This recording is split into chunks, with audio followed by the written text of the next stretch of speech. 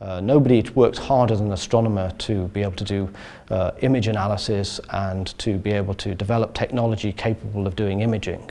Obviously, when we're looking at distant objects in the universe, we want the most sensitive digital cameras that we can possibly produce in order to take the very best images and get the most information.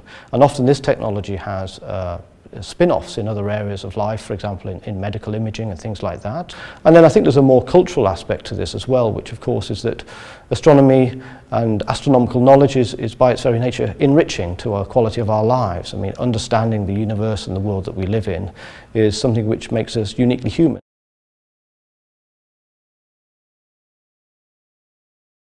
All stars are born at some point in time. They go through a particular stages of life, just like human beings do. You know, they have their youth, they have their teenage years, they have their older periods of time, and then all stars will eventually die. And so our sun is about halfway through its life. It's about 5 billion years old, and in about another 6 or 7 billion years old, it will indeed come to the end of its life.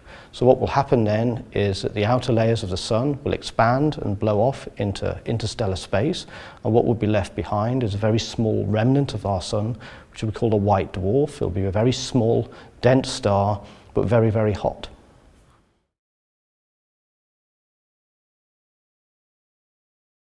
Now, the processes involved basically start off with very small dust grains which are orbiting within these gaseous disks.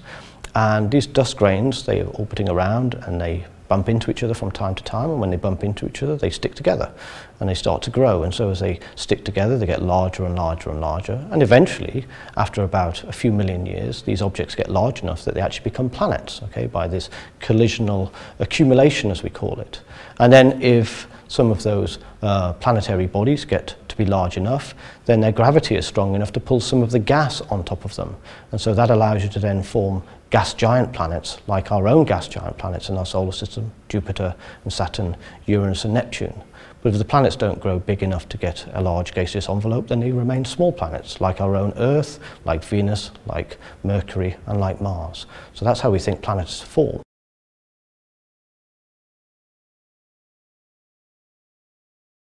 We now know that there are many, many planets orbiting stars within our galaxy and probably stars within other galaxies.